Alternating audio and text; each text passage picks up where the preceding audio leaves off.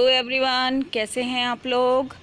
बहुत अच्छे होंगे, होप कर रही हूँ ये मैं। ठीक है, अपना ध्यान रखिएगा, स्टडी कंटिन्यू रखिएगा और वीडियोस लगातार देखते रहिए। ठीक है, अब हमारा बिज़नेस सर्विसेज वाला चैप्टर चल रहा है और बिज़नेस सर्विसेज में आज हम पहुँच गए हैं इंश्योरेंस वाली सर्विसेज तक।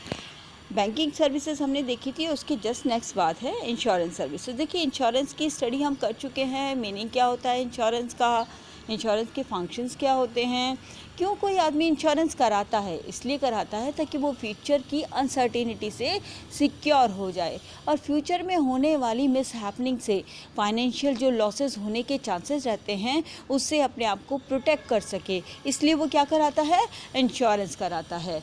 ये हम पढ़ चुके हैं। तो आज का हमारा टॉपिक है इंश्योरेंस के टाइप्स के, किस किस तरीके के इंश्योरेंस होते हैं। तो देखिए, ये जो डायग्राम दिख रहा है इसमें आपको इंश्योरेंस 2 टाइप का होता है, एक तो लाइफ इंश्योरेंस, एक general insurance. Okay, life insurance किसका होता है, ह्यूमन बीइंग का होता है। ह्यूमन बीइंग किसी कोई भी पर्सन अपना इंश्योरेंस करा सकता है, अपने रिलेटिव का इंश्योरेंस करा सकता है, एक ओनर अपने एम्प्लॉय का इंश्योरेंस करा सकता है। तो इस तरीके से लाइफ इंश्योरेंस किसी भी पर्सन का करवाया जा सकता है जिसमें उसका इंश्योरेबल इंटरेस्ट हो। मैंने आपको प्रिंसिपल्स में समझाया था कि हम उस चीज़ का ही इंश्योरेंस करा सकते हैं जिसमें हमारा इंश्योरेबल इंटरेस्ट हो। ओके, तो कोई भी पर्सन किसी भी दूसरे पर्सन का लाइफ इंश्योरेंस तभी करा सकता है जब उसमें उसका इंश्योरेबल इंटरेस्ट हो, मीनिंग उस पर्सन को कुछ भी होने से उसको फाइनेंशियली लॉस होना चाहिए, फाइनेंशियल डैमेज होना चाहिए, तभी वो उसका लाइफ इंश्योरेंस करवा सकता है।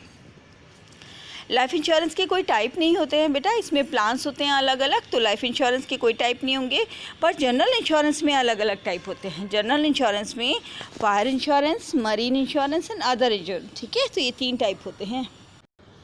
फायर इंश्योरेंस, फायर से रिलेटेड। मरीन इंश्योरेंस, शिप में जब हम अपना गुड्स इंपोर्ट या एक्सपोर्ट करते हैं तब हम उसका इंश्योरेंस कराते हैं, या जो शिप का ओनर होता है, शिपिंग कंपनी का जो ओनर होता है, वो अपने शिप्स का क्या कराता है, इंश्योरेंस कराता है। और एक होती है अदर इंश्योरेंस, जो और अदर चीज़ों से रिलेटेड होती है, तो उसे बोलते हैं अदर इंश्योरेंस। अदर इंश्योरेंस में टाइप होते हैं बर्गलरी, जैसे चोरी और डकैती वगैरह होती है। कैटल, जानवरों से रिलेटेड इंश्योरेंस जो है ना, जो लोग कैटल फार्मिंग करते हैं यानी जानवरों को पालन करते हैं, पशुपालन करते हैं, वो लोग अपने कैटल्स का क्या कराते हैं, इंश्योरेंस कराते हैं। क्रॉप इंश्योरेंस, फार्मर्स क्या कराते हैं, क्रॉप इंश्योरेंस कराते हैं। स्पोर्ट्स इंश्योरेंस, स्पोर्ट्स की ड्यूरेशन में किसी भी प्लेयर को, स्पोर्ट्स पर्सन को बहुत बड़ी चोट लग सकती है, उसको फिजिकल डैमेज हो सकता है, तो वो क्या करवाता है, अपना स्पोर्ट्स इंश्योरेंस कराता है। हेल्थ इंश्योरेंस, मेडिक्लेम जो हम कराते हैं अपनी इलनेस से या कोई बीमारी होने पर, आपको बहुत बड़ा खर्चा एकदम से न चुकाना पड़े, इससे बचने के लिए आप क्या कराते हैं, हेल्थ इंश्योरेंस कराते हैं। ठीक है, तो इस तरीके से ये अदर इंश्योरेंस होते हैं। इसमें एक और होता है मोटर व्हीकल इंश्योरेंस, जो हम अपनी व्हीकल का कराते हैं, अपने मोटर व्हीकल का कराते हैं, ताकि इन केस अगर कोई एक्सीडेंट हो जाए तो हम क्या कर सकते हैं, हम कंपनी पे क्लेम करके और अमाउंट जो हमको नुकसान हुआ है उसको हम कंपनसेट करवा सकते हैं। तो इस तरीके के ये इंश्योरेंस होते हैं। तो आज का हमारा टॉपिक है लाइफ इंश्योरेंस। ओके, तो आज हम स्टडी करेंगे लाइफ इंश्योरेंस के बारे में। हमारे इंडिया में सबसे बड़ी कंपनी जो है वो LIC है, जो भारत में जीवन बीमा निगम का काम करती है, जीवन बीमा का काम करती है। ये जीवन बीमा निगम है और बैंकों के 2 बैंकों को मिला करके और इसका निर्माण किया गया, इसको इस्टेब्लिश किया गया। ये हमारी सबसे पुरानी लाइफ इंश्योरेंस से रिलेटेड कंपनी है, जो इसको हम life insurance corporation of India कहते हैं।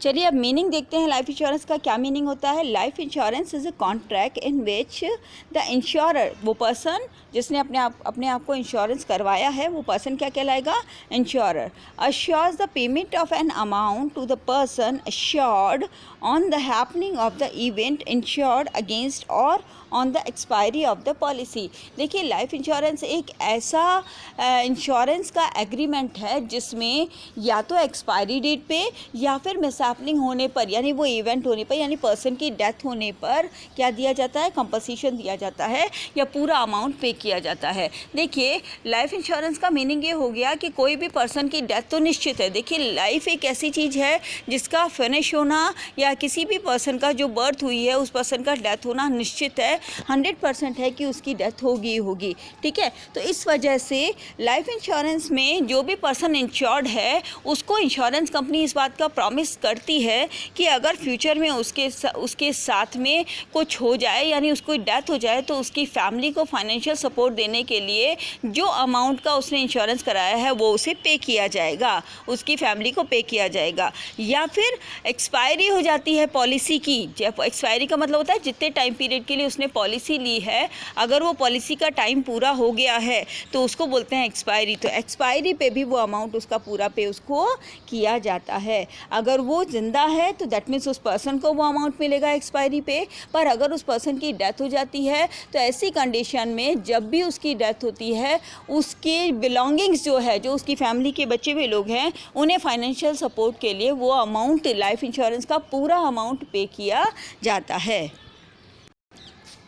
It is a contract in which the insurer, in consideration of a certain premium, agrees to pay to the assured or the legal heir of the policyholder the assured sum of money on the date of maturity of the policy or on the contingent death of the assured or periodic interval on the specific dates। देखिए, life insurance में बहुत सारी condition होती है। अगर वो person जीवित है, ओके, वो जिंदा है, तो एक्सपायरी डेट जो भी होगी पॉलिसी की, उस डेट पे उसे वो अमाउंट पे कर दिया जाएगा। पर अगर उसकी डेथ हो जाती है, वो किसी भी टाइम पीरियड में, मतलब एक्सपायरी डेट होने से पहले भी अगर उसकी डेथ हो जाती है, तो डेथ होने पर उसके बिलोंगिंग्स, उसकी फैमिली को, और फैमिली में किसको, जो पर्सन हायर है, यानी पॉलिसी में जिसको लीगल हायर बता रखा है उसने कि मेरा नॉमिनी कौन होगा, उस नॉमिनी जो बता रखा है उसे, उस पर्सन की डेथ होने पर नॉमिनी को वो अमाउंट पे किया जाएगा। ठीक है ना। तो कोई भी बता रखा है कि डेथ होने पर, या फिर अगर वो पर्सन जीवित है, जिंदा है, तो एक्सपायरी डेट पर अमाउंट पे किया जाएगा। या ऐसा भी हो सकता है कि एक्सपायरी डेट के बाद, जैसे कोई पर्सन लाइफ इंश्योरेंस इसलिए भी कराते हैं इन्वेस्टमेंट के पर्पज़ से, या अपने फ्यूचर की या अपनी ओल्ड एज की सिक्योरिटी के लिए भी कराते हैं, ताकि ओल्ड एज होने पर उन्हें कुछ ना कुछ अर्निंग होती रहे। तो वो पर्टिकुलर टाइम पीरियड के लिए अमाउंट चाहते हैं कि मुझे फिक्स मंथली कुछ मिलता रहे। तो इस तरीके से स्पेसिफिक डेट्स के लिए, ये स्पेसिफिक टाइम पीरियड के लिए भी लाइफ इंश्योरेंस का पेमेंट किया जाता है। कब? एक्सपायरी डेट होने के बाद, या जो पॉलिसी ली थी उसकी डेट ख़त्म होने के बाद। कुछ टर्म्स देखते हैं जो लाइफ इंश्योरेंस से रिलेटेड यूज़ होती है, जैसे नॉमिनी। नॉमिनी कौन होगा? जिस पर्सन ने अपना इंश्योरेंस कराया है वो अपनी डेथ के बाद किसके नाम से अमाउंट चाहता है, या कौन अमाउंट रिसीव करेगा, वो पर्सन कौन होगा, उसी को हम कहते हैं नॉमिनी। वो पर्सन क्या कहलाएगा? नॉमिनी कहलाएगा। ठीक है। The person who has been given the right to receive the claim if policy holder dies. अगर पॉलिसी होल्डर की डेथ हो जाती है तो कौन क्लेम को रिसीव करेगा, किसको अमाउंट पे किया जाएगा? Legal heir, the survivors of the deceased who are legally entitled to receive the claim of the policy in the absence of nominee. अगर नॉमिनी को भी कुछ हो जाता है, यानी जिस पर्सन ने अपना इंश्योरेंस कराया है उसके नॉमिनी को भी कुछ हो जाता है, तो उसकी जो फैमिली मेंबर्स होते हैं, दैट आर कॉल्ड सर्वाइवर। ठीक है। जिसकी डेथ हो गई है उसकी फैमिली मेंबर उसके सर्वाइवर हो गए, तो उन लोगों को वो पेमेंट किया जाता है और उनको आप कहते हैं लीगल हायर्स। नेक्स्ट है अश्योर्ड। अश्योर्ड का मतलब है the person in whose name the policy has been taken, also known as proposer और पॉलिसी होल्डर। उस पर्सन को क्या कहते हैं? पॉलिसी होल्डर कहते हैं, जिसने अपने नाम से लाइफ इंश्योरेंस पॉलिसी ली है। प्रॉस्पर और पॉलिसी होल्डर कहते हैं। और उसी को इस बात का एश्योरेंस दी जाती है कि उसकी डेथ होने पर या फिर एक्सपायरी डेट, पॉलिसी की एक्सपायरी डेट होने पर पर्टिकुलर अमाउंट पे किया जाएगा। Date of maturity. नेक्स्ट देखिए, date of maturity. Date of maturity means the due date on which the sum assured on the policy is payable if the insured survives. अगर insured को कुछ भी हो जाता है तो जो सम अश्योर किया गया, यानी जितने अमाउंट की पॉलिसी ली गई है उस अमाउंट को पे किया जाएगा उस डेट पे, जिस डेट पे वो पॉलिसी कंप्लीट हो जाती है, एक्सपायर हो जाती है। जैसे मान लीजिए हमने 5 ईयर का लिया है, तो जिस डेट से हमने 5 ईयर का लिया है, जिस दिन वो नेक्स्ट फ्यूचर में, जिस दिन वो पूरे कंप्लीट 5 ईयर हो जाते हैं, वो 5 ईयर कंप्लीट होने वाली डेट मैच्योरिटी डेट कहलाएगी। ठीक है। और अगर वो पर्सन जिसने लाइफ इंश्योरेंस लिया है वो जिंदा है, तो उसको उस मैच्योरिटी डेट पे अमाउंट पे किया जाएगा। नेक्स्ट देखिए, कॉन्टीजेंट मीन्स सडन। लाइफ कैसे होनी चाहिए लाइफ इंश्योरेंस में? लाइफ ख़त्म कैसे होनी चाहिए? सडन होनी चाहिए, ठीक है। Life insurance provides protection to the family the premature death और gives adequate amount at old age, ठीक है। प्रीमेच्योर डेथ का मतलब होता है अचानक डेथ होनी चाहिए, और ओल्ड एज में या फिर एक्सपायरी डेट के हिसाब से कि ओल्ड एज में अगर आदमी की अर्निंग जब ख़त्म हो जाती है तब वो ये सोचता है कि मुझे एक पर्टिकुलर एज के बाद कुछ ना कुछ अमाउंट मिलता रहे, तो भी वो अपना लाइफ इंश्योरेंस कराता है। The insurance is not only a protection but is a sort of investment because a certain sum is returnable in lump sum or an installment to be to the insured at the time of death of insured or the expiry of a certain period of insurance policy.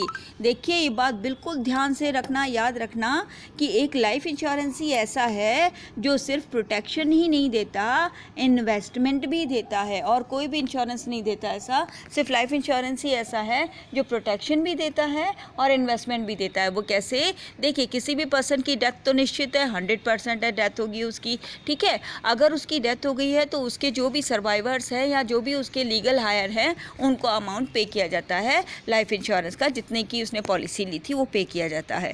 साथ ही अगर उसकी death नहीं हुई है तो expiry date पे, यानी policy जिस तारीख को एक्सपायर हो रही है, पूरी हो रही है, उस पर उसको जो अमाउंट जितने की उसने पॉलिसी ली है प्लस इंटरेस्ट, उस पर इंटरेस्ट भी मिलता है, ठीक है। तो इसलिए क्या हो गया?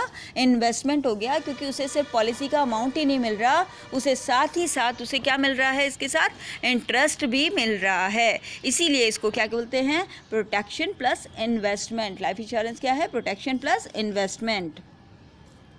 चलिए अब देखते हैं एलिमेंट्स ऑफ लाइफ इंश्योरेंस की। लाइफ इंश्योरेंस के एलिमेंट्स क्या क्या हैं, मेन बातें कौन कौन सी? अटमोस्ट गुड फेथ, मैंने आपको प्रिंसिपल में बताया था कि लाइफ इंश्योरेंस तो एक ऐसा इंश्योरेंस है या इंश्योरेंस ऐसा है जिसमें दोनों एक दूसरे से, कौन? इंश्योर्ड और इंश्योरर, दोनों एक दूसरे से कुछ भी नहीं छुपाएंगे। और लाइफ इंश्योरेंस में तो ये और भी ज़्यादा ज़रूरी है कि पर्सन अपने बारे में कुछ भी इंश्योरेंस कंपनी से नहीं छुपाएगा और अपनी हैबिट्स, अपनी लाइफस्टाइल, अपनी जितनी भी बातें हैं उन सबको, अगर उसको कोई हेल्थ प्रॉब्लम है तो ये सब डिस्क्लोज करेगा, बताएगा। तो इसी को बोलते हैं कि जो लाइफ इंश्योरेंस का जो कॉन्ट्रैक्ट होता है वो अटमोस्ट गुड फेथ पे बेस्ड होता है। नेक्स्ट देखिए प्रोटेक्शन, ये क्या देता है? अगर वो पर्सन सर्वाइव है, मतलब वो पर्सन अगर जिंदा है तो उसको फाइनेंशियल स्ट्रॉन्ग बनाता है और एक टाइम पीरियड के बाद उसको पॉलिसी का अमाउंट मिल जाता है। पर अगर उस पर्सन की डेथ हो जाती है तो उसके जितने भी फैमिली मेम्बर्स हैं उनको फाइनेंशियल सपोर्ट मिलता है, फाइनेंशियल प्रोटेक्शन मिलता है।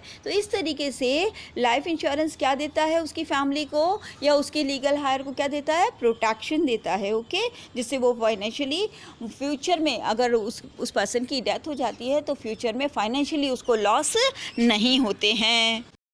नेक्स्ट देखिए valid contract, okay, certain elements like offer and acceptance, free consent, lawful consideration, lawful object must be present for the contract of stand valid, यानी valid होना चाहिए। जिस भी पर्सन का इंश्योरेंस करवाया जा रहा है उसके साथ में कोई भी ज़बरदस्ती नहीं होनी चाहिए, वो अपनी इच्छा, एक्सेप्टेंस उसकी फ्री होनी चाहिए, कंसेंट फ्री होना चाहिए। कहने का मतलब है उससे ज़बरदस्ती इंश्योरेंस कराने के लिए हाँ नहीं की जानी चाहिए। ऐसा नहीं है कि उस पर प्रेशर डालकर और फिर उसका इंश्योरेंस करवाया जा रहा है, ऐसा नहीं होना चाहिए। तो लाइफ इंश्योरेंस का जो कॉन्ट्रैक्ट होता है वो वैलिड होना चाहिए, उसमें कुछ भी इलीगल नहीं होना चाहिए। ऐसा कुछ भी नहीं होना चाहिए जो किसी भी कॉन्ट्रैक्ट को अनलॉफुल बनाता है, इलीगल बनाता है, ठीक है, तो उसे बोलते हैं वैलिड कॉन्ट्रैक्ट। नेक्स्ट देखिए इंश्योरेबल इंटरेस्ट, मैंने आपको बताया कि आप उसी पर्सन का इंश्योरेंस करा सकते हैं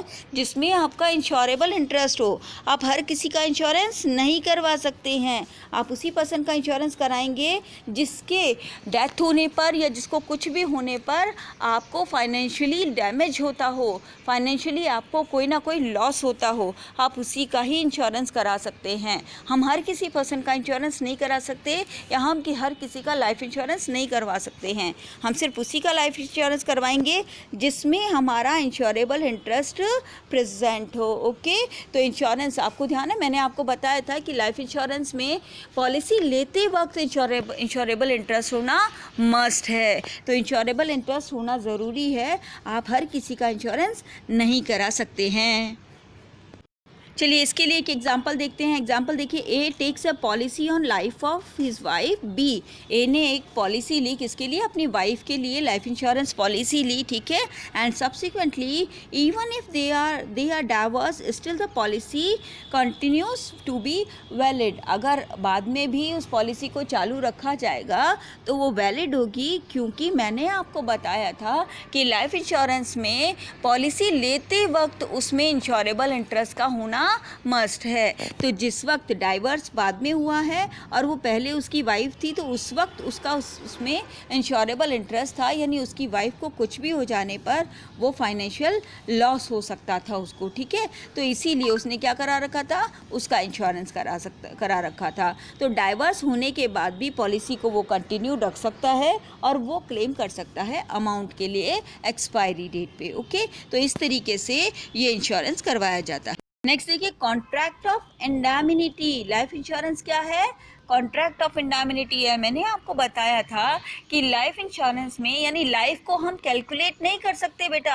हम गुड्स को कैलकुलेट कर सकते हैं कि हमको कितना डैमेज हुआ है, कितना लॉस हुआ है, पर हम किसी पर्सन की लाइफ को कैलकुलेट नहीं कर सकते हैं। हम ये नहीं कह सकते हैं कि इस पर्सन की डेथ अभी इतने अमाउंट की हुई है, यानी हम किसी की भी लाइफ को अमाउंट में या मनी में काउंट नहीं कर सकते हैं। सो दैट इंडैमिनिटी का प्रिंसिपल लाइफ इंश्योरेंस पे लागू नहीं होता है, अप्लाई नहीं होता है। अगर किसी पर्सन की डेथ होती है या पॉलिसी मैच्योर हो जाती है, पॉलिसी की डेट मैच्योर हो जाती है, तो ऐसी कंडीशन में जो अमाउंट टोटल की पॉलिसी ली गई है वो टोटल अमाउंट कंपनी उसको पे करती है। इसी को हम कहते हैं contract of indemnity.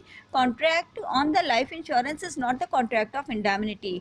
Loss of life can never be measured in term of money, hence no court in the world can indemnify such loss. वैसे तो हम किसी की भी डेथ को कवर नहीं कर सकते हैं कितने भी अमाउंट से, क्योंकि किसी पर्सन का चले जाना मतलब चले जाना होता है, हम उसको मनी से कवर नहीं कर सकते हैं। हाँ, पर हम उनकी फैमिली को फाइनेंशियल सपोर्ट दे सकते हैं।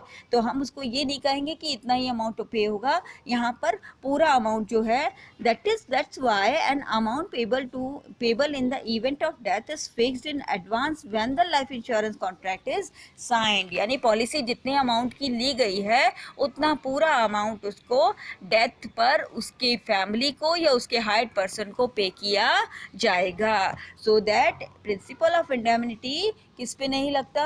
लाइफ इंश्योरेंस पॉलिसी पे एप्लीकेबल नहीं होता है। ओके, ये बहुत इंपॉर्टेंट चीज़ है और आप इसको ध्यान रखेंगे कि कौन सा प्रिंसिपल है जो लाइफ इंश्योरेंस पे एप्लीकेबल नहीं होता। वो प्रिंसिपल है प्रिंसिपल ऑफ इंडैमिनिटी। क्यों? क्योंकि हम लाइफ को मनी में काउंट नहीं कर सकते हैं। तो ये आज हमने स्टडी किए लाइफ इंश्योरेंस के बारे में, और लाइफ इंश्योरेंस से रिलेटेड मैंने आपको इन्फॉर्मेशन बताई, क्या क्या एलिमेंट्स होते हैं इसके, कौन कौन सी टर्म्स यूज़ होती है, ये सब बातें हमने आज करी लाइफ इंश्योरेंस से रिलेटेड। अगर आपको कुछ भी समझ नहीं आया है तो कमेंट करिएगा और वीडियो को ज़्यादा से ज़्यादा लाइक कीजिएगा, शेयर कीजिएगा। Thank you and bye bye.